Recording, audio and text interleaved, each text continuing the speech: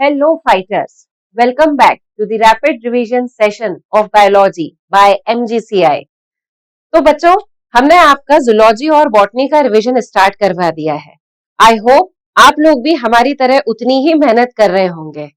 तो बच्चों देखो, बॉटनी और जूलॉजी का रिवीजन स्टार्ट हो गया है। बॉटनी में स्टार्ट किया है सेल और जूलॉजी में स्टार्ट हुआ है animal kingdom in both Hindi and English medium.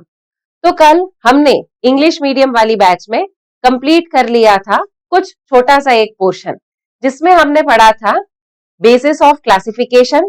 फिर उसके बाद में हमने उसमें कुछ पॉइंट्स पढ़े थे। लेवल ऑफ ऑर्गेनाइजेशन कंप्लीट हो गया था हमारा। नेक्स्ट हमने कंप्लीट किया था उसमें सिमेट्री। फिर हम आए थे डिप्लोब्लास्टिक एंड ट्रिप्लोब्लास्टिक ऑर्गेनाइजेशन पर। फिर हमने पढ़ा था सीलोम और उसके बाद नोटोकॉर्ड और मेटामेरिक सेगमेंटेशन, और फिर हमने एंड किया था इस टेबल पर। तो आई होप कि आप लोगों का इतना रिवीजन और इतनी एनसीईआरटी तुमने पढ़ के एकदम याद कर ली होगी। ठीक है, अब इसके आगे हम बढ़ते हैं। ठीक, चलिए, तो अब इसके आगे हमको स्टार्ट करना है। यहाँ पर कल मैंने बोला था कि क्वेश्चंस करवाऊंगी मैं। ठीक है, तो अब आ जाते हैं अपन।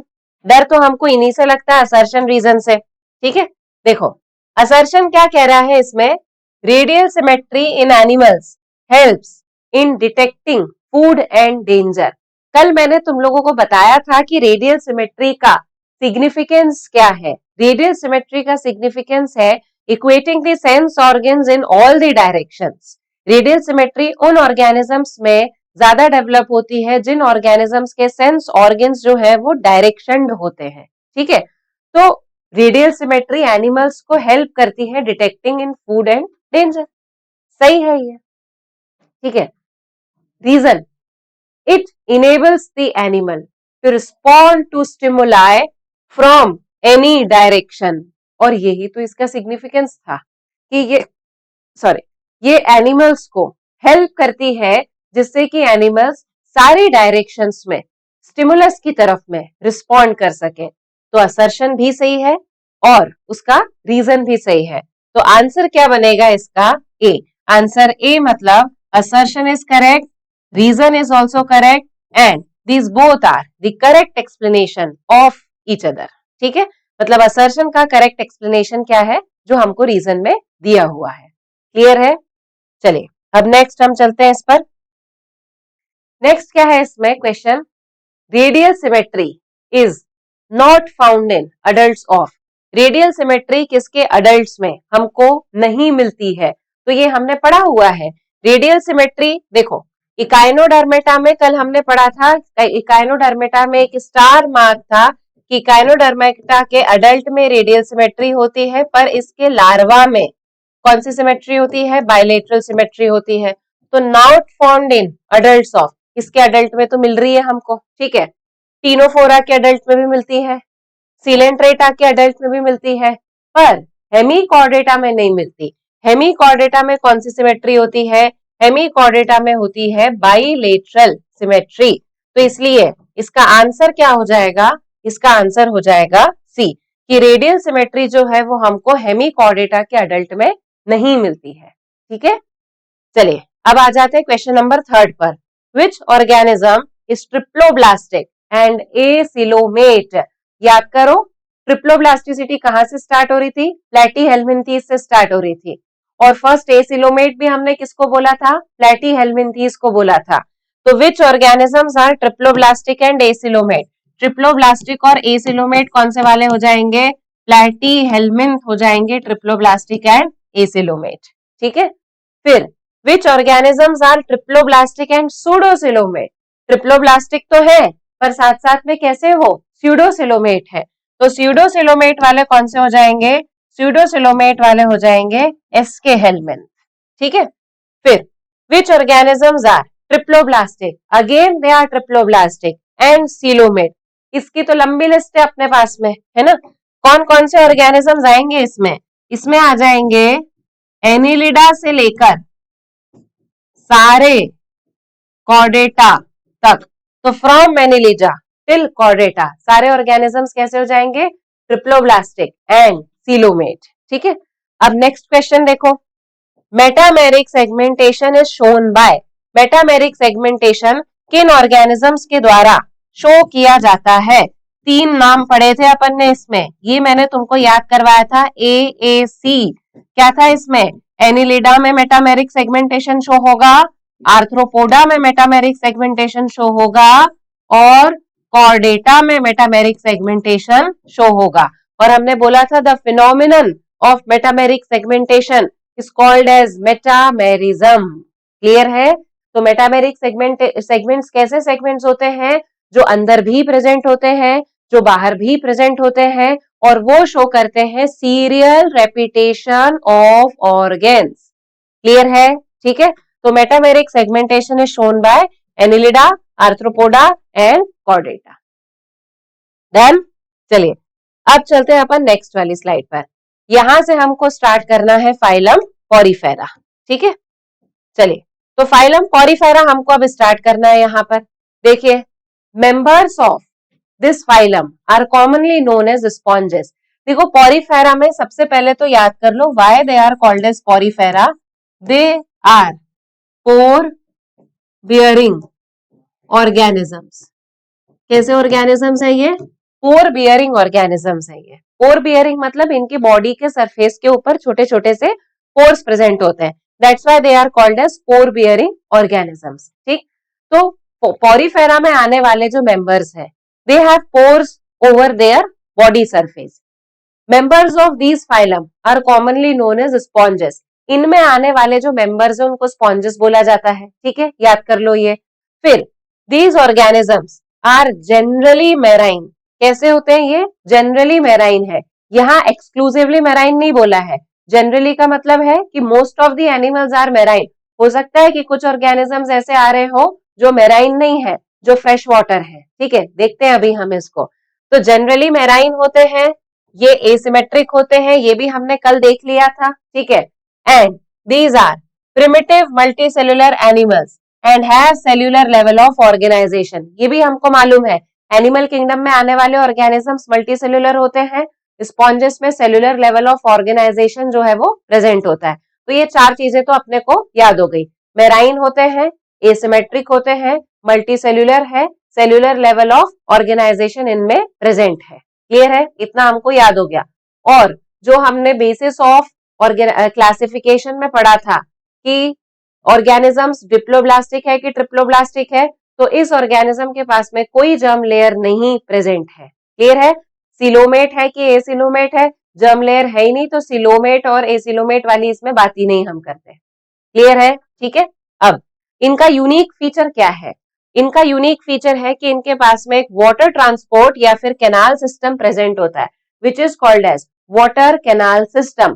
क्या बोला जाता है इसको? Water canal system. तो इनका एक यूनिक फीचर है that they have a water canal system. ये बेटा याद कर लो, वाटर कैनाल सिस्टम इनका यूनिक फीचर है।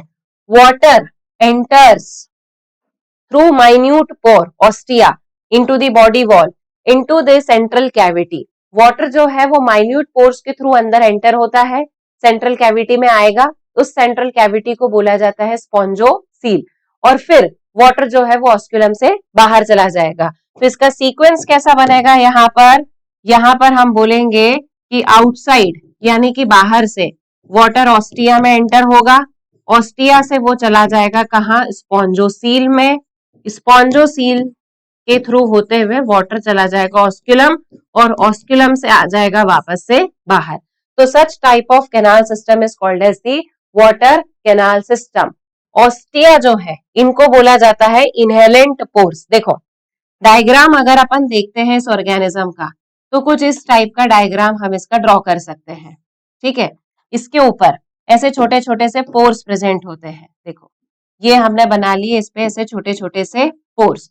इन छोटे छोटे से पोर्स को हमने बोला ऑस्टिया, इस बड़े पोर को हमने बोल दिया ऑस्क्यूलम, और यहाँ पर जो कैविटी होती है बीच में, इस कैविटी को हमने बोल दिया this is called as spongocoel. तो वाटर ऑस्टिया के थ्रू एंटर होगा, स्पॉन्जोसील में जाएगा, ऑस्क्यूलम के थ्रू वाटर जो है वो बाहर आ जाएगा। तो ये जो ट्रांसपोर्ट सिस्टम है, इसके फंक्शंस क्या क्या है? इसके फंक्शन होते हैं फूड को गैदर करना, रेस्पिरेटरी एक्सचेंज करवाना, और साथ साथ में रिमूवल ऑफ वेस्ट। पानी के थ्रू फूड अंदर आएगा तो ये हो गया फूड को गैदर करना, पानी के थ्रू डिजोल्व ऑक्सीजन अंदर आएगी तो ये हो गया रेस्पिरेटरी एक्सचेंज, और इसी पानी के थ्रू इस ऑर्गेनिज्म के अंदर का वेस्ट मटेरियल चला जाएगा बाहर, तो उसको अपन बोलेंगे रिमूवल ऑफ वेस्ट। तो पॉरीफेरा का यूनिक फीचर याद कर लो, क्या हो गया, वाटर ट्रांसपोर्ट सिस्टम या कैनाल सिस्टम है उसके पास में, जिसमें ऑस्टिया के थ्रू पानी अंदर आएगा, स्पॉन्जोसील में जाएगा, ऑस्क्यूलम के थ्रू बाहर निकल जाएगा। ठीक है, अब इसके 3 फंक्शन याद कर लो, एक हो गया इसमें फूड गैदरिंग, एक हो गया इसमें एक्सचेंज ऑफ गैसेस, और एक हो गया इसमें रिमूवल ऑफ वेस्ट। ये 3 चीजें अपने को याद हो गई यहाँ पर। ठीक, चले आगे। अब देखो, इन पॉरीफेरा में एक स्पेशल टाइप के सेल्स प्रेजेंट होते हैं जिनको बोला जाता है कॉलर सेल्स, या फिर इनको बोला जाता है कोएनोसाइट्स। अब देखो होते कैसे हैं ये, अब अगर मैं ये इसकी बॉडी वॉल बनाऊं, ठीक है, तो ये आउटर वाली हो गई, और यहाँ इस तरीके से ऐसे छोटे छोटे से कोएनोसाइट्स जो है वो प्रेजेंट होते हैं। इन कोएनोसाइट्स के ऊपर लगे हुए होते हैं फ्लैजेला। ठीक है, तो ये हो गई इसकी आउटर वाली वॉल, और ये कोएनोसाइट की बन गई इनर वाली वॉल। और यहां पर ये जो कैविटी मैं बना रही हूं ऑरेंज कलर से, इस कैविटी को अपन क्या बोल देंगे, this cavity is called as spongocoel. ठीक है, तो यहां देखो क्या लिखा है, कोएनोसाइट्स, ये वाले हैं कोएनोसाइट्स, इन सेल्स को क्या नाम देंगे अपन, choanocytes. Choanocytes are also called as the collar cells. तो कोएनोसाइट्स या कॉलर सेल्स जो है स्पॉन्जोसील को लाइन करते हैं, स्पॉन्जोसील को लाइन कर रहे हैं। ठीक है, तो कोएनोसाइट्स और collar cells line the spongocoel and the canal, तो स्पॉन्जोसील को या कैनाल को ये लाइन कर रहे हैं। डाइजेशन इज इंट्रासेल्यूलर, डाइजेशन कैसा है इसमें, इंट्रासेल्यूलर, इंट्रासेल्यूलर मतलब सेल के अंदर, तो यहाँ जो इंट्रासेल्यूलर है, इस इंट्रासेल्यूलर का मतलब क्या है कि इसका डाइजेशन कोएनोसाइट्स के अंदर ही हो रहा है। इंट्रासेल्यूलर मतलब सेल के अंदर, कौन से सेल्स में डाइजेशन हो रहा है, कोएनोसाइट्स के अंदर इसका डाइजेशन होता है। क्लियर है, तो ये अपने को याद हो गया, कोएनोसाइट एक स्पेसिफिक टाइप के सेल हैं जो स्पॉन्जोसील को कवर करते हैं, स्पॉन्जोसील को लाइन करते हैं। ठीक है, डाइजेशन इसमें इंट्रासेल्यूलर है, किन सेल्स में डाइजेशन हो रहा है, कोएनोसाइट्स में डाइजेशन हो रहा है। अब body is supported by skeleton, इसके पास स्केलेटल सिस्टम भी है जिसमें body is supported by skeleton, skeleton बना हुआ है स्पिक्यूल्स और स्पॉन्जिन फाइबर से। किसका बना हुआ है, स्पिक्यूल्स एंड स्पॉन्जिंग फाइबर। ठीक है, तो इसके पास में डाइजेस्टिव सिस्टम है, एक्चुअल डाइजेस्टिव सिस्टम हम नहीं बोल सकते हैं उसको, पर इसमें डाइजेशन हो रहा है इंट्रासेल्यूलर। ठीक है, स्केलेटल सिस्टम है which is made up of spicules and spongin fibre. किसका बना हुआ है ये, स्पिक्यूल्स और स्पॉन्जिन फाइबर्स का। ठीक है, किसका बना हुआ है, स्पिक्यूल्स और स्पॉन्जिन फाइबर्स का बना हुआ है ये। ठीक है, फिर रिप्रोडक्शन के बारे में बात करते हैं अपन इसकी। Sexes are not separate, sexes इसमें सेपरेट नहीं है, मतलब this organism is hermaphrodite, this organism is hermaphrodite, दोनों सेक्सेस एक ही बॉडी में इसके अंदर प्रेजेंट है, तो उसको अपन बोलेंगे हर्माफ्रोडाइट या फिर उसको अपन बोलेंगे मोनोशियस। ठीक है, तो sexes are separate and this organism is called as hermaphrodite, यानी कि एग्स और स्पर्म जो है दोनों एक ही बॉडी में एक ही इंडिविजुअल में प्रोड्यूस किए जाते हैं। क्लियर है, तो ये इसके रिप्रोडक्टिव सिस्टम के बारे में अपन ने एक बात कर ली कि ऑर्गेनिज्म यूनिसेक्सुअल है कि बाइसेक्सुअल है, ऑर्गेनिज्म बाइसेक्सुअल है। Bisexual is also called as hermaphrodite, मतलब स्पर्म और एग दोनों एक ही इंडिविजुअल में बन रहे हैं। तो अब स्पर्म और एग दोनों एक ही इंडिविजुअल में बन रहे हैं, स्पर्म और ओवम बन रहे हैं, मतलब रिप्रोडक्शन सेक्सुअल तो होगा, एनिमल है तो एनिमल्स में तो रिप्रोडक्शन कैसा होता है, सेक्सुअल रिप्रोडक्शन होगा ही होगा। पर इस ऑर्गेनिज्म में सेक्सुअल के साथ साथ में असेक्सुअल रिप्रोडक्शन भी होता है। इसमें असेक्सुअल रिप्रोडक्शन की मेथड क्या है, इसमें असेक्सुअल रिप्रोडक्शन की मेथड है फ्रेगमेंटेशन। किस मेथड के थ्रू ये असेक्सुअल रिप्रोडक्शन करता है, ये असेक्सुअल रिप्रोडक्शन करता है बाय फ्रेगमेंटेशन। क्लियर, तो स्पॉन्जेस में रिप्रोडक्शन असेक्सुअली होता है by the means of fragmentation and sexually by the formation of gametes, और गैमेट्स इसमें दोनों गैमेट्स एक ही ऑर्गेनिज्म की बॉडी में बन रहे हैं। ठीक, फर्टिलाइजेशन कैसा है इसमें? Fertilisation is internal, development indirect है। कैसा फर्टिलाइजेशन है इसमें? Internal fertilisation. ठीक है, डेवलपमेंट इनडायरेक्ट है, यानी कि by the larval stage, having a larval stage which is morphologically distinct from the adult, और इसके जो लार्वा होते हैं वो अडल्ट से डिफरेंट होते हैं। कैसे होते हैं? अडल्ट से डिफरेंट होते हैं। क्लियर है? ठीक, तो ये सारी चीजें इसमें हो गई हैं हमारी। ठीक है, हाँ देखो, तो हमने यहाँ पर देख लिया है कि स्पॉन्जेस में एक तो सबसे पहले अपन ने बात करी थी कि sponges are pore bearing organisms. ठीक है, रिवीजन कर लेते हैं एक बार। पोर बियरिंग ऑर्गेनिजम्स है, मेराइन होते हैं, एसिमेट्रिकल होते हैं, मल्टी सेलुलर है, ये हमको मालूम है। सेलुलर लेवल ऑफ ऑर्गेनाइजेशन इनके पास में है। यूनिक फीचर में याद कर लो, वाटर कैनाल सिस्टम। क्या याद करोगे? Water canal system. Water canal system के थ्रू क्या होता है? पानी ऑस्टिया के थ्रू अंदर आएगा, स्पॉन्जोसील में रहेगा, ऑस्क्यूलम के थ्रू बाहर चला जाएगा। ऑस्टिया के थ्रू पानी अंदर आया, स्पॉन्जोसील में रहा, ऑस्क्यूलम के थ्रू बाहर चला गया। तो अब इस वाटर कैनाल सिस्टम का सिग्निफिकेंस क्या है, क्या इंपॉर्टेंस है इसकी? पानी अगर अंदर आ रहा है तो फूड लेकर आएगा, तो एक इसका सिग्निफिकेंस हो गया फूड गैदरिंग। पानी अगर अंदर आएगा तो डिजोल्व ऑक्सीजन लेकर आएगा, तो दूसरा इसका फंक्शन हो गया एक्सचेंज ऑफ गैसेस। और पानी अगर बॉडी में से बाहर जाएगा तो वेस्ट मटेरियल को भी बाहर लेकर जाएगा, तो इसका तीसरा फंक्शन हो जाएगा हमारा रिमूवल ऑफ वेस्ट। क्लियर है? ठीक, तो ये इसके 3 फंक्शन हो गए। फिर हमने अगली चीज क्या पढ़ी थी कि इन स्पॉन्जेस में एक स्पेसिफिक टाइप के सेल्स प्रेजेंट होते हैं, that cells are called as the choanocytes which are also called as the collar cell. Collar cell जो है वो स्पॉन्जोसील को लाइन करके रखते हैं। ठीक है, फिर इन्हीं सेल की अगर अपन ने बात कर ली है तो इन सेल में फंक्शन क्या हो रहा है? ये सेल हेल्प करते हैं डाइजेशन में, तो सेल के अंदर डाइजेशन हो रहा है, इसलिए डाइजेशन हो गया इसमें इंट्रासेल्युलर। क्लियर है? ठीक, अब सपोर्ट चाहिए इस ऑर्गेनिज्म को। इस ऑर्गेनिज्म को अगर सपोर्ट चाहिए तो इसको जरूरत किसकी होगी? स्केलेटन की। तो इसमें स्केलेटल सिस्टम है, हमारे जैसा नहीं है, but made up of spongin fibres and spicules. किसका बना हुआ है? स्पॉन्जिन फाइबर्स एंड स्पिक्यूल्स का बना हुआ है। क्लियर है? ठीक, फिर रेस्पिरेशन के लिए हमने बोल दिया पानी अंदर आएगा तो डिसॉल्व्ड ऑक्सीजन को लेकर आएगा। रिप्रोडक्शन की अगर अपन बात करते हैं तो ये ऑर्गेनिज्म है बाइसेक्सुअल, ये ऑर्गेनिज्म है हर्माफ्रोडाइट, यानी कि इसकी बॉडी में स्पर्म और ओवम दोनों सेम ही बॉडी में एक ही इंडिविजुअल में बन रहे हैं। फर्टिलाइजेशन इसकी बॉडी में हो रहा है इंटरनल। रिप्रोडक्शन इसमें होता है सेक्सुअल एंड असेक्सुअल बोथ। ठीक है, तो रिप्रोडक्शन कैसा हो रहा है? Sexual reproduction by the help of gamete, asexual reproduction जो कि होगा फ्रेगमेंटेशन के थ्रू, यानी ये ऑर्गेनिज्म टूट जाएगा, बिखर जाएगा, और बिखरने के बाद में इसकी हर एक एंटिटी से एक नया ऑर्गेनिज्म जो है वो बनेगा।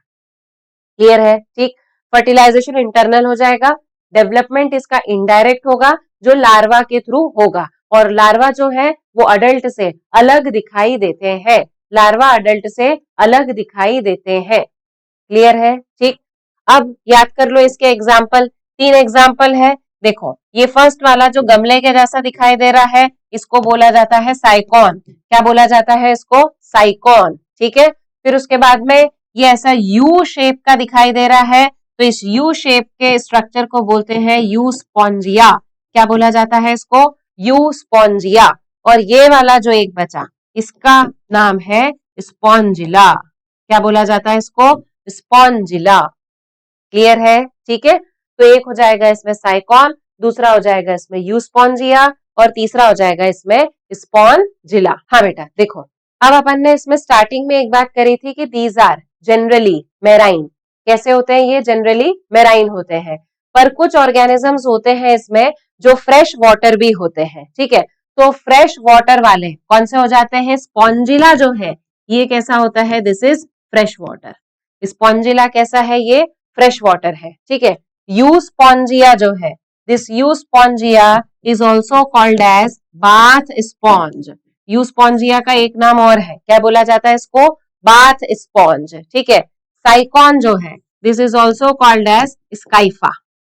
क्लियर है? ठीक है, तो Sycon is also called as Scypha, Euspongia is also called as the bath sponge. Euspongia is also called as the bath sponge and spongilla is also called as the fresh water sponge. तो generally marine होते हैं पर fresh water भी है इसमें, और fresh water sponge का नाम क्या है? स्पॉन्जिला। फ्रेश वाटर स्पॉन्ज का नाम क्या है? स्पॉन्जिला। बाथ स्पॉन्ज का नाम क्या है? यूस्पॉन्जिया। स्काइफा का नाम क्या है? साइकॉन। क्लियर है? ठीक, तो ये फाइलम पॉरीफेरा दिमाग में बैठा लो अपने, ठीक है। चलो अब नेक्स्ट वाले फाइलम पर चलते हैं अपन। नेक्स्ट वाला फाइलम आ गया हमारा कौन सा? सीलेंट्रेटा, ठीक है। Coelenterata which are also called as Cnidaria. क्या नाम है इसका? निडेरिया, ठीक है। अब देखो ये कैसे होते हैं? They are aquatic. पता है हमको कैसे होते हैं ये? एक्वाटिक है। एक्वाटिक मतलब पानी में रहने वाले। मेराइन है ये, मोस्टली मेराइन लिखा है, ठीक है। क्या लिखा है यहाँ पर? Mostly marine. मोस्टली मेराइन है तो एक्सेप्शन भी है इसका, कि इसमें एक एग्जाम्पल आता है हाइड्रा। हाइड्रा कैसा है? इसमें फ्रेश वाटर है। हाइड्रा कैसा है? इसमें फ्रेश वाटर है। तो सीलेंट्रेट में मोस्टली मेराइन होते हैं, पर हाइड्रा कैसा होता है? इसमें फ्रेश वाटर होता है हाइड्रा, ठीक है। अब नेक्स्ट पॉइंट पर आ जाओ। नेक्स्ट पॉइंट क्या बोल रहा है? कि ये सेसाइल हो सकते हैं या फिर फ्री स्विमिंग हो सकते हैं। सेसाइल मतलब इसके जैसे, ये कैसा है? एक सबस्ट्रेटम से जुड़ा हुआ है, तो ये ऑर्गेनिज्म कैसा हो गया? सेसाइल।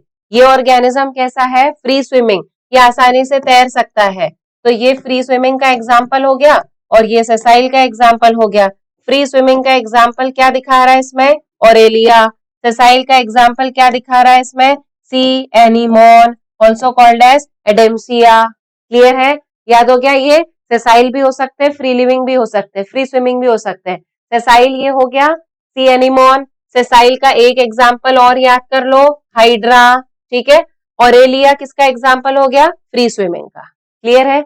फिर ये ऑर्गेनिजम्स होते हैं रेडियली सिमेट्रिकल, ये हमको याद है। स्पॉन्जेस एसिमेट्रिकल थे, सीलेंट्रेटा जो है वो रेडियली सिमेट्रिकल है, ठीक है। अब अपन याद करते हैं कि इसका नाम ऐसा गंदा क्यों रखा है। इसका नाम क्या रखा हुआ है? इसका नाम है निडेरियंस, ठीक है। ये अलग से आ गया यहाँ पे, ठीक है। इसको यहाँ से हटा देंगे अपन, ये अपने को नहीं पढ़ना, ये पिछली वाली स्लाइड का इसमें ऐड हो गया है, ठीक है। इसको हटा दो यहाँ से, ठीक। देखो अब अपन देखते हैं कि इसका नाम ये क्यों रखा हुआ है।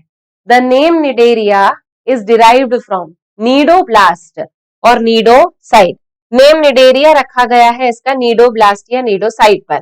तो ये जो स्ट्रक्चर है, इस स्ट्रक्चर को बोला जाता है, this is called as the cnidoblast. क्या बोला जाता है इसको? नीडोब्लास्ट।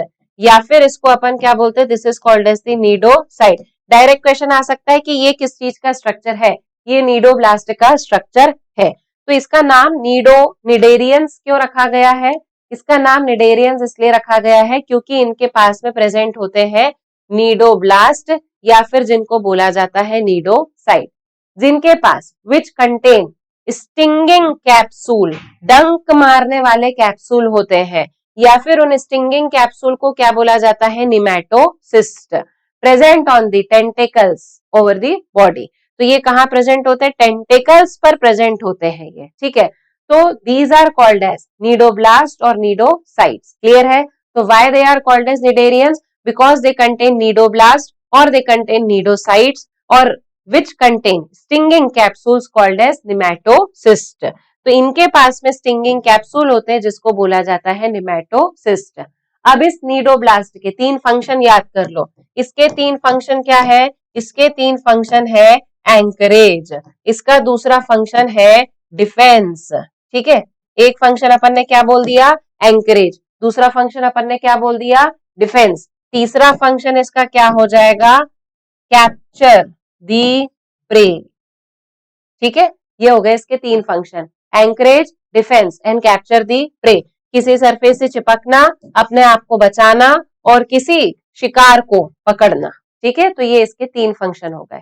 अब निडेरियंस में टिश्यू लेवल ऑफ ऑर्गेनाइजेशन होता है, ये आपको पता है, ठीक है। तो बेसिक इंफॉर्मेशन यहाँ लिख लेते हैं अपन। टिश्यू लेवल ऑफ ऑर्गेनाइजेशन है, ये हमको मालूम है, ठीक है। ये डिप्लोब्लास्टिक है, ये हमको मालूम है। फिर एसिलुमेट है, ये भी हमको मालूम है, ठीक है। सिमेट्री कौन सी है इसमें?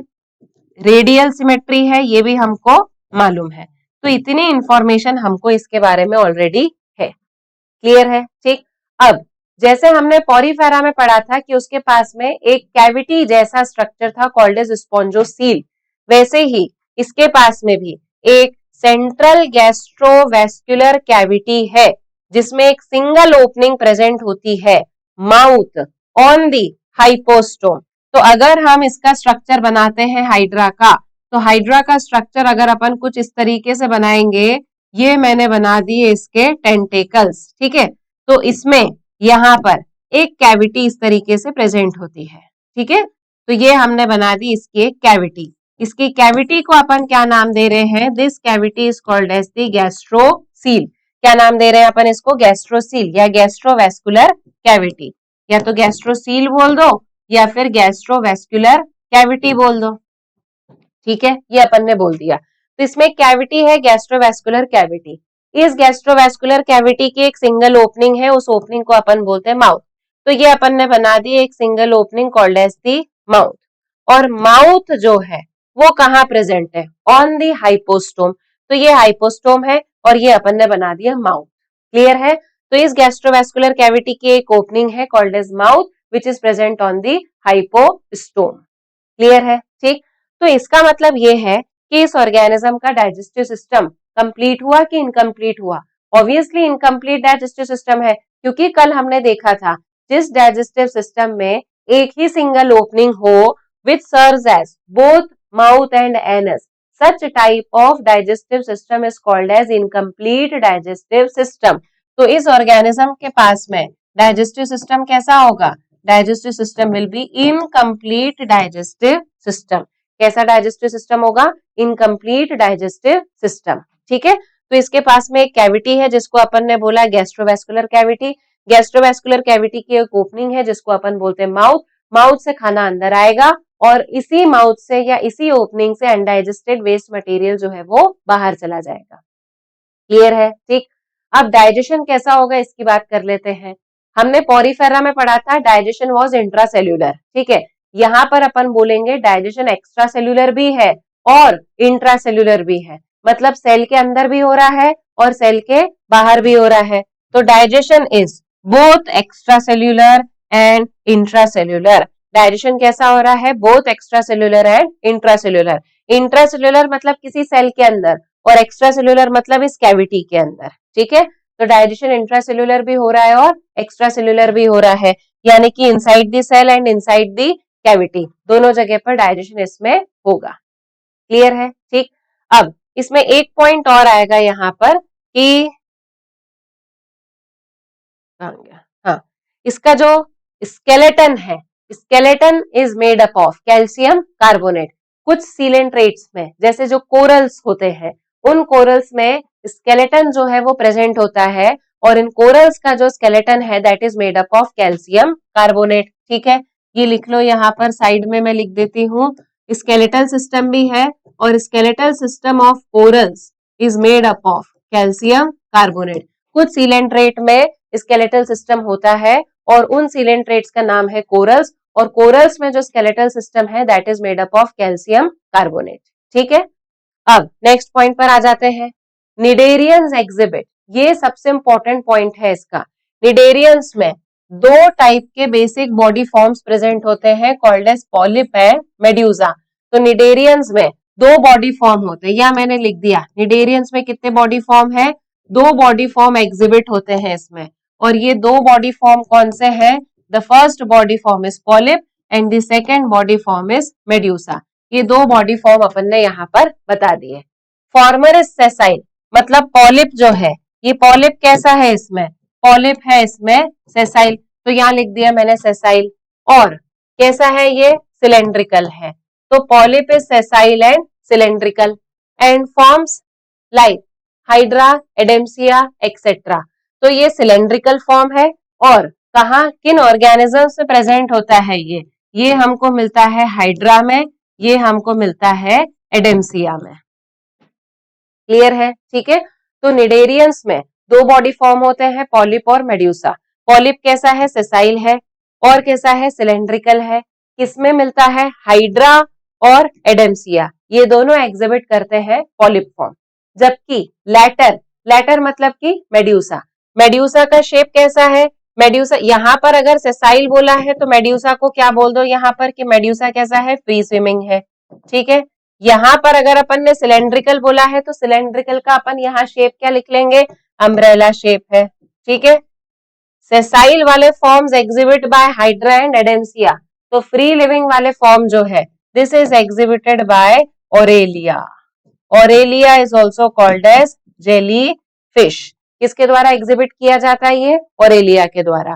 तो Aurelia which is also called as the jellyfish. Clear है, ठीक। अब कुछ तो ऐसे निडेरियंस होते हैं जो हमेशा पॉलिप फॉर्म में ही रहेंगे, हमेशा पॉलिप में ही रहेंगे।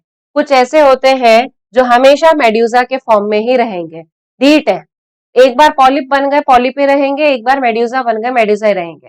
पर कुछ ऐसे नौटंकी होते हैं, नहीं हमको तो एक बार पॉलिप बनना है, एक बार मेड्यूसा बनना है, फिर एक बार पॉलिप बनना है, फिर एक बार मेड्यूसा बनना है, नाचते रहते हैं वो इधर उधर। तो ऐसे जो निडेरियंस होते हैं जिनमें ऑल्टरनेशन ऑफ जनरेशन आती है, जिनमें या जो दोनों फॉर्म्स एग्जिबिट करते हैं, तो दे show alternation of generation, they show metagenesis. Clear है। तो कुछ ऐसे निडेरियंस होते हैं जो नाचते रहते हैं, पॉलिप से मेड्यूसा में कन्वर्ट हो गए, मेड्यूसा से पॉलिप में कन्वर्ट हो गए, ठीक है। तो पॉलिप से मेड्यूसा में कन्वर्ट हो गए और मेड्यूसा से पॉलिप में कन्वर्ट हो गए। तो जब इनको पॉलिप से मेड्यूसा में कन्वर्ट होना है तब ये कन्वर्ट होते हैं असेक्सुअल रिप्रोडक्शन के थ्रू। जब ये मेड्यूसा से पॉलिप में कन्वर्ट होते हैं तब ये कन्वर्ट होते हैं सेक्सुअल रिप्रोडक्शन के थ्रू, ठीक है। तो कुछ ऐसे निडेरियंस होते हैं which shows alternation of generation, polyp to medusa, medusa to polyp, ठीक है। सच ऑल्टरनेशन ऑफ जनरेशन, या जो अपन ने ये alternation of generation word use किया है, this alternation of generation is also called as metagenesis. क्या बोला जाता है इसको, मेटाजेनेसिस। क्लियर है, ठीक है। और यहां पर एग्जाम्पल क्या आएगा इसका, एग्जाम्पल है इसका ओबेलिया, एक और एग्जाम्पल है इसका फाइसेलिया, ठीक है। तो ओबेलिया और फाइसेलिया दे शो मेटाजेनेसिस। क्लियर, ठीक है। तो ओबेलिया मेटाजेनेसिस का एग्जाम्पल है, Physalia which is also called as Portuguese man of war, this is also the example of metagenesis। और एग्जाम्पल है सिलेंट्रेट के दूसरे, सी एनिमोन, ठीक है, Adamsia called as sea anemone, Pennatula, sea pen, फिर उसके बाद में एक और एग्जाम्पल आता है sea fan, sea pen, sea pen, sea pen Pennatula, sea fan Gorgonia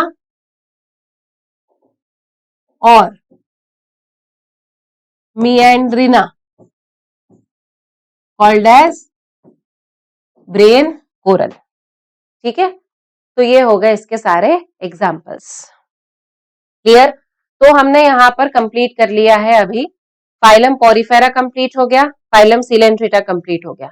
अब हम चलते हैं फाइलम टीनोफोरा पर, ठीक है। चलिए अब हम आते हैं इसमें नेक्स्ट फाइलम टीनोफोरा पर, ठीक है। जैसा सिलेंट्रेटा बोलेगा वैसा टीनोफोरा बोलेगा, ठीक है। तो अब पहले अपन पॉइंट कंपेयर कर लेते हैं। यहाँ पर टीनोफोरा में कौन कौन से पॉइंट आएंगे, देखो टीनोफोरा में देख लो टिश्यू लेवल ऑफ ऑर्गेनाइजेशन, ये तो अपने को याद हो गया है।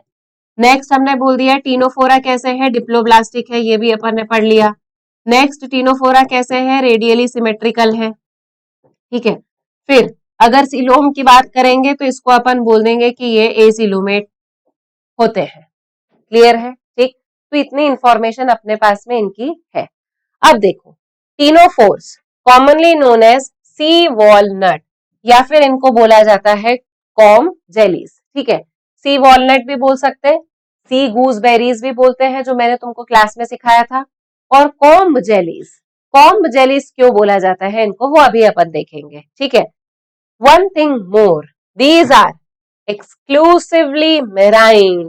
कैसे ऑर्गेनिज्म है, एक्सक्लूसिवली मेराइन, मतलब यहाँ कोई एक्सेप्शन नहीं है इसमें। पॉरीफेरा में एक्सेप्शन अपन ने पढ़ा था, क्या एक्सेप्शन पढ़ा था, स्पॉन्जिला, जिसको अपन ने बोला था फ्रेश वाटर स्पॉन्ज, ठीक है। सिलेंट्रेटा में अपन ने एक्सेप्शन पढ़ा फ्रेश वाटर का, हाइड्रा। यहाँ पर कोई एक्सेप्शन नहीं है फ्रेश वाटर का, these organisms are exclusively marine. तो टीनोफोर्स सी वॉलनट बोलते हैं, कॉम जेलीज बोलते हैं, एक्सक्लूसिवली मेराइन है, रेडियली सिमेट्रिकल है, ये याद कर लिया, डिप्लोब्लास्टिक ऑर्गेनाइजेशन है, ये भी अपने को पता है, टिश्यू लेवल ऑफ ऑर्गेनाइजेशन है, ये भी हमको मालूम है, क्लियर है। फिर the body bears 8 external rows of ciliated comb plates, देखो ये है यहाँ पर 1 2 3 4 5 6 7 और 8, इसको बोला जाता है 8 external rows of ciliated comb plates. इसके पास में सीलिएटेड कॉम्ब प्लेट्स की 8 एक्सटर्नल रोज है, क्लियर, ये इसका यूनिक फीचर है, 8 external rows of ciliated comb plate, ठीक है। तो 8 external rows of ciliated comb plates which helps in locomotion. अब सीलिएटेड है तो किसमें हेल्प करेगी, लोकोमोशन में हेल्प करेगी, क्लियर है, ये इसका यूनिक फीचर है। एक यूनिक फीचर और है इसका कि ये जो ऑर्गेनिज्म है वो बायोलुमिनिसेंस शो करता है। तो दो यूनिक फीचर है इसके, एक 8 external plate of 8 external rows of comb plates और दूसरा बायोलुमिनेसेंस, ठीक है। तो 8 external rows of ciliated comb plates and bioluminescence, these are the two unique feature of Ctenophora, clear है, ठीक। अब डाइजेशन जैसा सिलेंट्रेटा कर रहा है वैसे मैं भी करूंगा, extra cellular and intra cellular both type के डाइजेशन होते हैं इसमें, ठीक है। बायोलुमिनेसेंस शो करता है, क्या होता है बायोलुमिनेसेंस, मतलब जहां कोई भी लिविंग ऑर्गेनिज्म जो है वो अपनी बॉडी से लाइट को एमिट करता है उसको अपन बोलते हैं बायोल्यूमिनेसेंस, ठीक है। तो दो यूनिक फीचर हो गए, 8 external rows of ciliated comb plate और बायोल्यूमिनेसेंस, यानी कि ये लिविंग ऑर्गेनिज्म अपनी बॉडी से लाइट को एमिट करता है, क्लियर है, ठीक है। अब सेक्सेस कैसे इसके, sexes are not separate, sexes इसमें सेपरेट नहीं है, रिप्रोडक्शन जो है वो सिर्फ सेक्सुअल मेथड से होता है, ठीक है। सीलेंट्रेटा में रिप्रोडक्शन असेक्सुअल और सेक्सुअल वो दोनों तरीके से होता है, यहाँ पर सिर्फ सेक्सुअल रिप्रोडक्शन हो रहा है, ठीक है। Fertilisation is external with indirect development, fertilisation कैसा होगा यहाँ पर, एक्सटर्नल फर्टिलाइजेशन है, इनडायरेक्ट डेवलपमेंट है, इनडायरेक्ट डेवलपमेंट का मतलब होता है बाय द लार्वल स्टेज, क्या मतलब है इसका, बाय द लार्वल स्टेज। और एग्जाम्पल प्लूरोब्रेकिया एंड टीनोप्लेना, क्या एग्जाम्पल है इसके, दो है एग्जाम्पल इसके, प्लूरोब्रेकिया एंड टीनोप्लेना, क्लियर। तो ये कंप्लीट हो गया हमारा फाइलम टीनोफोरा। तो टीनोफोरा में हमने बोला कि सी वॉलनट बोला जाता है इसको, कॉम जेलीज बोला जाता है, मेराइन ऑर्गेनिजम्स है, radially symmetrical diploblastic tissue level of organisation. दो यूनिक फीचर याद किए हमने इसके, 8 external rows of ciliated comb plate और बायोलुमिनेसेंस शो करता है, अपनी बॉडी से लाइट को एमिट करता ही है। डाइजेशन जैसा सिलेंट्रेटा में हो रहा था वैसी मैं भी करूंगा, extra cellular and intra cellular. Reproduction में सिर्फ सेक्सुअल रिप्रोडक्शन करेगा, ठीक है। सिलेंट्रेटा में सेक्सुअल और असेक्सुअल रिप्रोडक्शन दोनों हो रहा है, यहाँ पर सिर्फ सेक्सुअल रिप्रोडक्शन हो रहा है, ठीक है। सिलेंट्रेटा में भी डेवलपमेंट इनडायरेक्ट होगा, यहाँ पर डेवलपमेंट इनडायरेक्ट होगा थ्रू दी लार्वल स्टेज। और एग्जाम्पल आ जाएंगे इसके प्लूरोब्रेकिया एंड टीनोप्लेना, क्लियर है, ठीक है। अब आ जाते हैं अपन अपने नेक्स्ट वाले फाइलम पे, फाइलम नंबर 4 प्लेटीहेल्मिन्थीज, ठीक है। तो प्लेटीहेल्मिन्थीज नाम देखो इसका, प्लेटी, प्लेटी मतलब अपन क्या बोलते हैं, फ्लैट, हेल्मिन्थ मतलब अपन क्या बोलते हैं, worms. These are called as flat worms, चपटे कृमि। पर चपटे में कैसे, ऐसे चपटे कि ऐसे चपटे, डॉर्सोवेंट्रली, तुम अगर उल्टा लेट जाओगे तो तुम डॉर्सोवेंट्रली सरफेस पर लेट गए हो तो मतलब ऐसे डॉर्सोवेंट्रली फ्लैटेंड होते हैं ये, ठीक है। तो they have dorsoventrally flattened body, hence are called as flatworm, इसलिए इनको क्या बोला जाता है, फ्लैटवर्म, ठीक। कुछ फीचर्स जो ऑलरेडी अपन देख चुके हैं, प्लेटीहेल्मिन्थीज फर्स्ट आए थे जिनमें ऑर्गन लेवल ऑफ ऑर्गेनाइजेशन था, प्लेटीहेल्मिन्थीज फर्स्ट थे जिसमें बाइलेटरल सिमेट्री थी, प्लेटीहेल्मिन्थीज फर्स्ट थे जिसको अपन ट्रिप्लोब्लास्टिक बोलते हैं, प्लेटीहेल्मिन्थीज फर्स्ट थे जिनको टेक्निकली एसिलोमेट बोला जाएगा। तो ये चीजें तो अपने को याद हो गई है, ठीक है। क्या क्या याद हो गया है अपने को, हमको याद हो गया है, कहाँ लिखा है ये, ट्रिप्लोब्लास्टिक है, एसिलोमेट है, बायलेटरली सिमेट्रिकल है। ये चीजें हमको इसमें याद हो गई हैं, ठीक है। हाँ, यहाँ लाइट आती है ना तो दिखाई नहीं देता है कहाँ लिखा हुआ है। चलो अब नेचर देख लेते हैं इसका, कहाँ रहते हैं। हैबिटेट हर ऑर्गेनिज्म का अपन ने देखा है, ठीक है। तो फ्लैट वर्म्स कैसे होते हैं, ये एंडोपैरासाइट्स होते हैं। एंडोपैरासाइट मतलब ऑर्गेनिज्म की बॉडी के अंदर पैरासाइट है, इंक्लूडिंग ह्यूमन बींग्स। तुम्हारे अंदर भी पैरासाइटिक फॉर्म में रह सकता है ये, ठीक है। तो हमने क्या बोला, एक तो डॉर्सोवेंट्रली फ्लैटेंड है। ये ऑर्गेनिज्म जो है वो ट्रिप्लोब्लास्टिक है, एसिलोमेट है, ऑर्गेन लेवल ऑफ ऑर्गेनाइजेशन है इसके पास में, बायलेटरली सिमेट्रिकल है। ये पढ़ लिया अपन ने। अब यूनिक फीचर पे आ जाते हैं। सबसे पहला यूनिक फीचर क्या याद किया अपन ने, एंडोपैरासाइट है ये। कैसा है ये, एंडोपैरासाइट है। हमारी बॉडी में भी ये ऑर्गेनिज्म एज अ पैरासाइट रह सकता है। अब एंडोपैरासाइट है मतलब इसने अपने अंदर कुछ मॉडिफिकेशन लाया होगा पैरासिटिज्म शो करने के लिए। पैरासाइट है तो तुम्हारी बॉडी के अंदर ऐसा ये चिपक जाएगा, गड़ा लेगा अपने हुक्स को, है ना। तो इसके पास में क्या मॉडिफिकेशन है जिसकी वजह से ये एंडोपैरासिटिक बना, इसके पास में प्रेजेंट होते हैं हुक्स और इसके पास में प्रेजेंट होते हैं सकर्स। क्या प्रेजेंट होते हैं इसके पास में, हुक्स और सकर्स। तो हुक्स की हेल्प से ये ऐसे अपने माउथ को अपनी एपिथेलियम पर ऐसे सक कर लेता है, हुक गड़ा लेगा और ऐसे अपने माउथ को सक कर लेगा, जिसकी हेल्प से ये अपनी बॉडी से डायरेक्टली न्यूट्रिशन को गेन कर सकता है। क्लियर है। तो इसके पास में क्या होते हैं, इसके पास में होते हैं हुक्स और suckers which is a modification for being this organism as endoparasite. तो इसके पास में है हुक्स और suckers which are present in the parasitic form, जो इसके पैरासिटिक फॉर्म में प्रेजेंट होते हैं। अब अगर ये पैरासाइट है तो ये होस्ट की बॉडी से डायरेक्टली न्यूट्रिशन को एब्जॉर्ब करेंगे। कहानी बना लो, है ना। पैरासाइट है, एंडोपैरासाइट है। एंडोपैरासाइट मतलब बॉडी के अंदर रह रहे हैं, एंडोपैरासाइट है मतलब चिपकेंगे। चिपकने के लिए क्या चाहिए, हुक्स और सकर्स चाहिए। अब हुक्स और सकर्स से और तो कुछ करेंगे नहीं काम, क्या करेंगे ये हुक्स और सकर्स से, सक करेंगे अपनी बॉडी का न्यूट्रिशन। तो ये क्या करते हैं, ये जिस भी होस्ट के अंदर प्रेजेंट होते हैं तो उन होस्ट से डायरेक्टली ये बॉडी के सरफेस से डायरेक्टली क्या कर रहे हैं, न्यूट्रिएंट्स को सक कर लेंगे। क्लियर, इतनी कहानी याद हो गई अपने को। अब दूसरे फीचर देख लेते हैं। इनके पास में एक्सक्रीशन के लिए और ऑस्मोरेगुलेशन के लिए एक स्पेशल टाइप के सेल्स प्रेजेंट होते हैं called as flame cells for osmoregulation and excretion. तो मतलब फ्लेम सेल्स जो है वो ऑस्मोरेगुलेशन और एक्सक्रीशन दोनों करते हैं। Flame cells these are also called as solenocytes. ये टेस्ट में पूछा था मैंने, ठीक है। तो flame cells are also called as solenocytes और फ्लेम सेल्स का फंक्शन क्या हो गया, एक्सक्रीशन एंड ऑस्मोरेगुलेशन बोथ। ठीक, अब नेक्स्ट वाला पॉइंट क्या है इसमें, sexes are not separate. Sexes separate नहीं है, सेक्सेस सेपरेट नहीं है मतलब ये ऑर्गेनिज्म भी कैसे हैं, बाइसेक्सुअल है। फर्टिलाइजेशन इसमें इंटरनल होता है, डेवलपमेंट इसमें बहुत सारी लार्वल स्टेजेस के थ्रू होता है, बहुत सारी लार्वल स्टेजेस के थ्रू डेवलपमेंट हो रहा है। मतलब डेवलपमेंट कैसा है यहाँ पर, इनडायरेक्ट डेवलपमेंट है। कैसा डेवलपमेंट है, इनडायरेक्ट डेवलपमेंट है। और सबसे इंपॉर्टेंट पॉइंट, इस फाइलम में आने वाले कुछ ऑर्गेनिजम्स होते हैं जो शो करते हैं हाईएस्ट पावर ऑफ रीजनरेशन। ठीक है, हाईएस्ट पावर ऑफ रीजनरेशन। और वो ऑर्गेनिज्म कौन सा है, planaria. Planaria shows highest power of regeneration.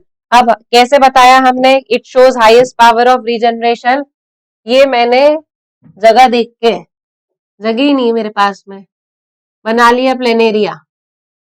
ये प्लेनेरिया किसी सरफेस से चिपक जाएगा, फिर ये प्लेनेरिया जो है चिपकने के बाद ऐसे इलोंगेट करेगा अपनी बॉडी को और ऐसे टूट जाएगा बीच में से।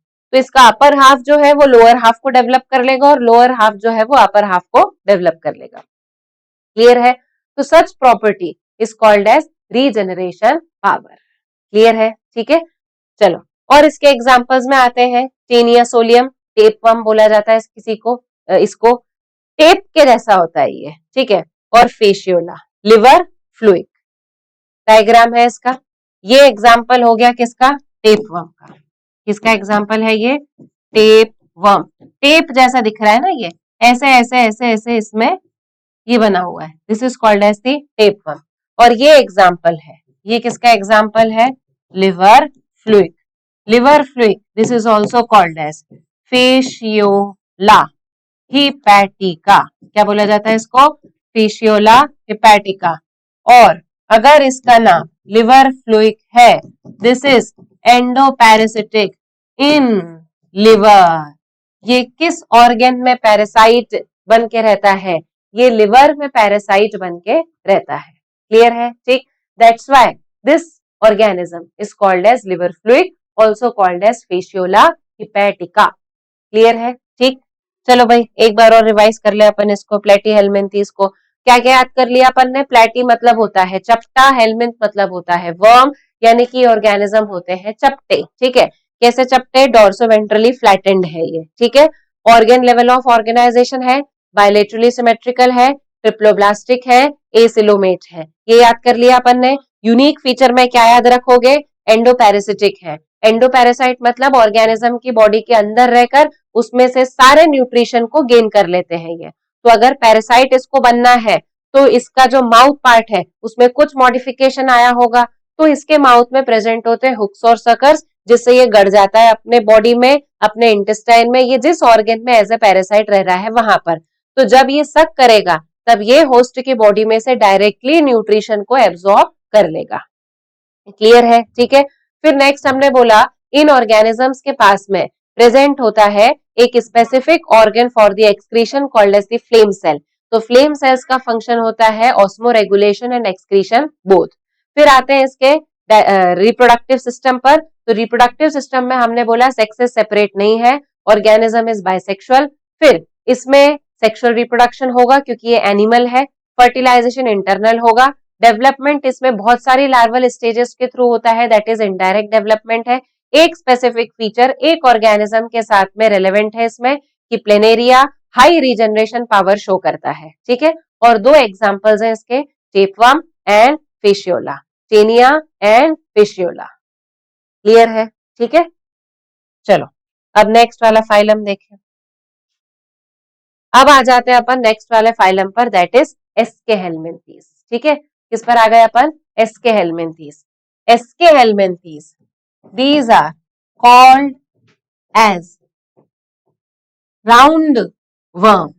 क्या बोला जाता है इसको? these are called as round worm. ठीक है? गोल होते हैं ये। तो कैसे? बाहर से गोल दिखते हैं क्या? नहीं नहीं नहीं, बाहर से गोल नहीं दिखेंगे, क्रॉस सेक्शन गोल होता है। ठीक है? क्या होता है इसमें? इसका क्रॉस सेक्शन गोल होता है। तुम अगर इस एस्केहेलमिन्थीज को अंदर से काट के देखोगे, काटना नहीं है वैसे अपने को, है ना, पर फिर भी याद कर लो कि अगर इसको काट के देखते हैं, इसका क्रॉस सेक्शन लेते हैं, तो क्रॉस सेक्शन अपने को कैसा मिलेगा? इसका अंदर से गोल। ठीक है? इसीलिए इसको अपन क्या बोलते हैं? राउंड वर्म्स बोलते हैं। क्या बोलते हैं इसको? Round worms. चलो अब इसके कैरेक्टर लिख के देख लो जो अपन ने प्लेटीहेल्मिन्थीज के लिख के देखे थे, है ना। ये किसमें फर्स्ट आए हैं? ये फर्स्ट आए हैं क्योंकि इनमें सबसे पहला organ system level of organisation बना। फिर इनके पास में बायलेटरल सिमेट्री है, ये अपने को पता है। फिर हमने बोला कि ये ऑर्गेनिज्म ट्रिप्लोब्लास्टिक है। फिर हमने बोला कि ट्रिप्लोब्लास्टिक के साथ साथ में ये ही एक अनोखे हैं जिनमें सूडोसिलोमेट की प्रॉपर्टी भी है। तो दे हैव सूडोसिलोम, जहां पर मीजोडर्म जो है वो पाउचेस के फॉर्म में स्कैटर्ड है। क्लियर है? ठीक है। अब इन ऑर्गेनिजम्स का हैबिटेट देखो, यहाँ पर फ्री लिविंग हो सकते हैं। फ्री लिविंग मतलब ऐसे ही कहीं पर भी रह सकते हैं ये। फ्री लिविंग में एक्वाटिक हो सकते हैं, टेरेस्ट्रियल हो सकते हैं, परंतु प्लेटीहेल्मिन्थीज के जैसे ये पैरासिटिक भी हो सकते हैं। प्लेटीहेल्मिन्थीज में भी तुमने पढ़ा कि एंडोपैरासिटिक, एस्केहेलमिन्थीज उसका भाई, दिस इज ऑल्सो एंडोपैरासिटिक। प्लेटीहेल्मिन्थीज भी फ्री लिविंग हो सकते हैं, एक्वाटिक हो सकते हैं, टेरेस्ट्रियल हो सकते हैं। एस्केहेलमिन्थीज भी फ्री लिविंग हो सकते हैं, एक्वाटिक हो सकते हैं, टेरेस्ट्रियल हो सकते हैं, पर साथ में दोनों एक प्रॉपर्टी और शेयर करेंगे, एंडोपैरासिटिज्म की। किसकी? एंडोपैरासिटिज्म की। प्लेटीहेल्मिन्थीज में तुमने क्या पढ़ा कि they are endoparasite in human beings also, वो ह्यूमन बींग्स में भी एंडोपैरासिटिक हो सकते हैं। यहाँ देखो क्या लिखा है, they are parasitic in plants and animals both. Plant में भी एंडोपैरासिटिज्म, एनिमल्स में भी एंडोपैरासिटिज्म। अब क्वेश्चन करती हूं मैं तुमसे, बायोटेक में तुमने पढ़ा है कि एक एस्केहेलमिन्थीज ऐसा है जो टोबैको के प्लांट को नुकसान पहुंचाता है। ठीक है? जिसमें तुमने पढ़ा है वो टोबैको, बीटी टोबैको बनाया है, वहां इन्फेक्ट करने वाला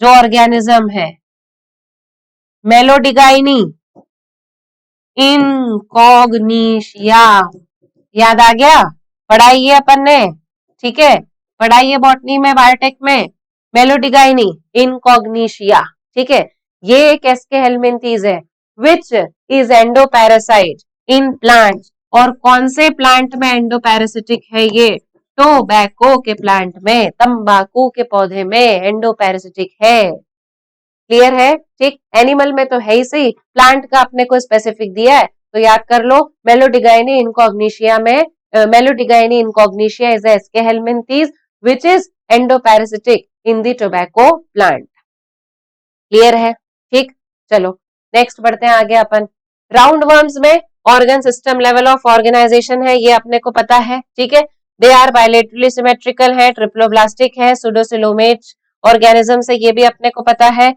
यूनिक फीचर आ गया, देखो रे भैया, यूनिक फीचर, एलिमेंट्री कैनाल में क्या प्रेजेंट है, एलिमेंट्री कैनाल कंप्लीट है इसकी, एलिमेंट्री कैनाल कंप्लीट है, एक और पॉइंट लिख दूं यहाँ, मतलब digestive system is complete, digestive system complete है, मतलब इसके पास में माउथ भी है, मतलब इसके पास में एनस भी है, प्लस डाइजेस्टिव सिस्टम में एक और चीज ऐड हो गई, क्या चीज ऐड हो गई, मस्कुलर फेरिंग्स आ गया, और मस्कुलर फेरिंग्स जो है वो है इसका यूनिक फीचर, याद कर लो, एलिमेंट्री कैनाल इसकी कंप्लीट है, वेल डेवलप्ड एलिमेंट्री कैनाल है इसकी, और इसकी एलिमेंट्री कैनाल में मस्कुलर फेरिंग्स जो है वो प्रेजेंट है, ठीक है, तो मस्कुलर फेरिंग्स की उपस्थिति is the unique feature of Aschelminthes, ठीक है, चलो, अब जैसे प्लेटी हेलमिंथीज में तुमने पढ़ा कि उनके पास में एक्सक्रीशन के लिए एक स्पेसिफिक स्ट्रक्चर है जिसको अपन ने बोला फ्लेम सेल, इनके पास में एक्सक्रीटरी ट्यूब्यूल प्रेजेंट है which removes the body waste from the body cavity through the excretory pore, और इनका जो एक्सक्रीटरी ऑर्गन है उसको अपन नाम देते हैं रेनेट सेल, ठीक है, रेनेट सेल और कुछ नहीं होते, ट्यूब लाइक स्ट्रक्चर होता है, ठीक है, तो एच शेप के ट्यूब लाइक स्ट्रक्चर्स होते हैं जो इनकी बॉडी से एक्सक्रीटरी प्रोडक्ट को बाहर निकालने में हेल्प करते हैं, क्लियर है, ठीक है, तो डाइजेस्टिव सिस्टम हो गया इसका कैसा कंप्लीट, और एक्सक्रीशन के लिए इसके पास में एक ट्यूब लाइक स्ट्रक्चर है, ऐसी एच शेप की ट्यूब लाइक स्ट्रक्चर इनके पास में प्रेजेंट होती है, एच बनाना भूल गई मैं, देखो, है ना, मैडम को भी क्या हो गया, है ना, एच शेप की ऐसी टाइप की ट्यूब होती है जो इसमें से एक्सक्रीटरी प्रोडक्ट को बाहर निकाल देती है, ठीक, सेक्सेस सेपरेट डायोशियस, कैसे इसमें सेक्सेस सेपरेट है, डायोशियस है, मतलब मेल बॉडी अलग है, फीमेल बॉडी अलग है, males and females are distinct, एक क्वेश्चन यहां से कि क्या ये ऑर्गेनिज्म सेक्सुअल डायमॉर्फिज्म शो करता है, अगर मेल और फीमेल बॉडी डिस्टिंक्ट है मतलब ये ऑर्गेनिज्म सेक्सुअल डायमॉर्फिज्म शो करेगा, सेक्सुअल डायमॉर्फिज्म का मतलब जहां मेल और फीमेल के कैरेक्टर अपने को अलग से दिखाई दे जाए, that is called as sexual dimorphism, clear है, तो सेक्सेस यहाँ पर सेपरेट है, मेल और फीमेल बॉडी डिस्टिंक्ट है, ठीक है, और यहाँ पर देखो often females are longer than males, females male से लॉन्गर है, ठीक है, ये फीमेल की बॉडी है लॉन्ग स्लेंडर, ये मेल की बॉडी है which is curved at the end, end पर कैसी है ये कर्व्ड है, मुड़ी हुई है, फीमेल की बॉडी देखो लॉन्ग एंड स्लेंडर, ठीक है, तो मेल और फीमेल अलग अलग है, सेक्सुअल डायमॉर्फिज्म शो कर रहे हैं यहाँ पर, ठीक है, फिर next fertilisation is internal and development may be direct, the young one resemble the adult और इनडायरेक्ट, फर्टिलाइजेशन कैसा है इसमें इंटरनल, पर डेवलपमेंट जो है वो कैसा है इसमें, डेवलपमेंट जो है वो इसमें दोनों तरीके का हो सकता है, डायरेक्ट भी हो सकता है और इनडायरेक्ट भी हो सकता है, तो डायरेक्ट और इनडायरेक्ट दोनों टाइप के डेवलपमेंट होंगे, चलो एक पीवाईक्यू है जहां डायरेक्ट डेवलपमेंट का एग्जांपल दिया हुआ है ट्रिशिनेला, ठीक है, ट्रिशिनेला एक ऐसा एस्के हेलमिंथीज है जिसमें डेवलपमेंट कैसा शो होता है, डायरेक्ट डेवलपमेंट शो होता है, ये याद रखना, ठीक है, और बाकी के जो है उसमें इनडायरेक्ट डेवलपमेंट होता है, क्लियर। अब एग्जाम्पल, एस्कैरिस जिसको राउंड वर्म अपन बोलते ही बोलते हैं, ठीक है। वुकेरेरिया, कहाँ पड़ा है ये वुकेरेरिया, जिसको अपन ने बोला है फिलेरियल वर्म, जो कॉज करता है disease filariasis. Filariasis is also called as elephantiasis. याद करो, मैंने याद करवाया था तुमको ये, है ना, एलिफेंटियासिस, फिलेरियल वर्म, फिलेरियासिस जिसमें अपन ने डिसीज पढ़ी है एलिफेंटियासिस, पॉजिटिव ऑर्गेनिज्म है इसका वुकेरेरिया, और वेक्टर है इसका फीमेल क्यूलेक्स। याद आया। क्रॉनिक डिसऑर्डर, क्रॉनिक डिसीज है ये, जो लंबे समय तक चलती है, जिसमें लोअर लिम्ब की जो लिम्फेटिक वेसल है वो अफेक्ट हो जाती है, ठीक है। फिर next example, Ancylostoma called as the hook worm, क्या बोलते हैं इसको, एनसाइलोस्टोमा। क्लियर। तो 3 एग्जांपल्स हो गए इसके, स्कैरिस हो गया, वुकेरेरिया हो गया, और एनसाइलोस्टोमा हो गया। क्लियर है। तो आज हमने 5 फाइलम पढ़ लिए हैं, पोरीफेरा, सिलेंट्रेटा, टीनोफोरा, प्लेटीहेल्मिन्थीज और एस्केहेल्मिन्थीज। आई होप कि ये सारे फाइलम्स तुम लोग कल अच्छी तरीके से पढ़कर आओगे, और हम कल इसके आगे का पोर्शन जो है वो पढ़ेंगे। पहले क्वेश्चन सॉल्व कर लेंगे कुछ अपन, और फिर इसके आगे वाले पोर्शन में अपन बढ़ेंगे। क्लियर है, ठीक। चलिए, तो अगर ये सेशन आप लोगों को पसंद आया हो तो प्लीज लाइक। Thank you.